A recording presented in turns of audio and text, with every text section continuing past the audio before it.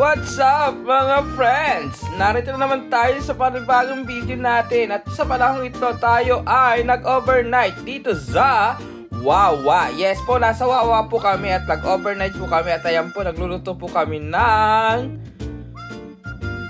toyo. Ayan, nagluluto po kami ng toyo. Yes, nagluluto po kami ng toyo. At ayan, si Ate Joy. Yan, at si Tatay Freddy. Ayan, adyan si.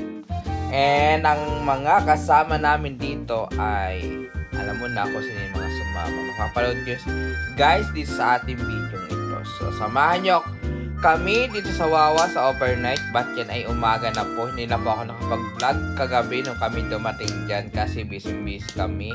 At ito yung pasilip lamang po. So, ayan po. Nagprito po kami ng toyo. So, ayan. Samahan nyo kami guys. Ito po, may mga tent po dito. Tapos ito po sila. Ayan. Natulog po. Yung po nasa dulo si Tita Beth. Yung nasa gitna po si Tita Nita. At yung po nakabalot dito sa pumot ay si Tita Tonet. Ayan. And dito po sa isang room 06. Narito po si Tita Bantilan and si Tita Gemma. Ayun po nasa gitna ay bumangon na po. Dito sa 506 narito po si Tito Donggol at saka si Yuki. Ayan.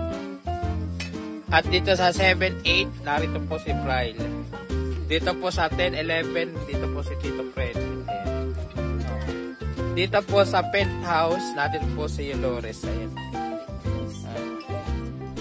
At ngayon guys, buhay probinsya tayo, magtanim-tanim, tumulong tayo dito sa pag-aasikaso ng bukirin.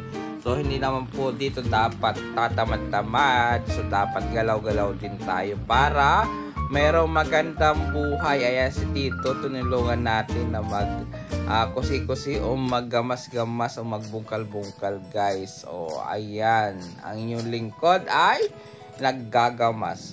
So, gamas-gamas lang, tulong-tulungan din para meron tayong ambag sa magsasaka. Char! At narito naman po tayo ngayon sa bahay po ng ating kaibigan dito sa Wawa. At dito po kami nalalagi ng isang gabi. Yes, si Tita Gemma nanguha na po ng talong. Okay, at dito naman po ay narito po yung aming ibang kasama nanguha ng talong pa.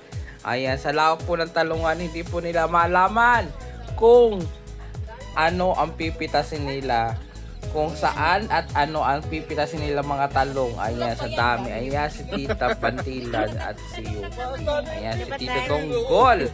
Ayan, si Tita. O, saya-saya siya, diba? O, si Tito Donggol. Ayan, si Brian. May mataba po. At narito tayo ngayon sa malawak na malalaki, diba? Yung maliit.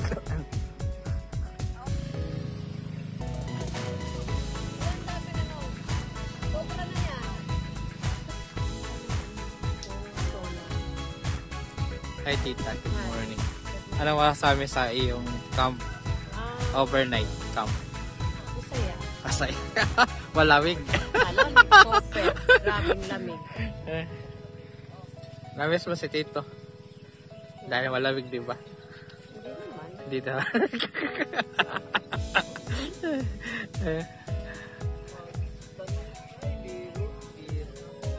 So ganito po ang aming buhay dito everyday sa probinsya namin. Probinsya namin!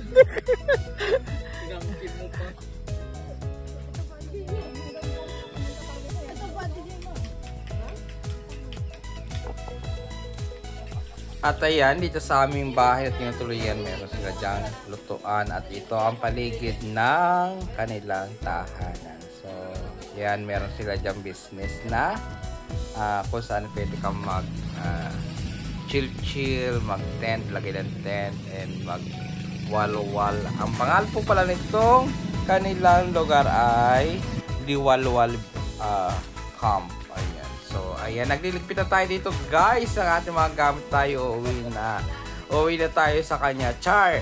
Ayan. So, kailangan na natin bumalik sa reality ng buhay, sa totoong buhay. Ayan. So, nagpalipas tayo dito ng gabi.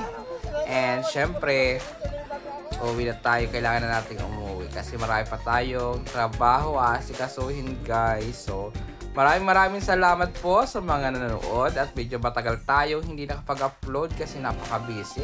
Ang dami nating ginagawa, ang dami nating kailangan asikasuhin sa buhay para sa ating mga kababayan, sa ating mamamayan o community ng ating pinaglilingkuran. Ayan. So guys, maraming salamat po sa pagsama ninyo at maraming salamat sa mga nanonood.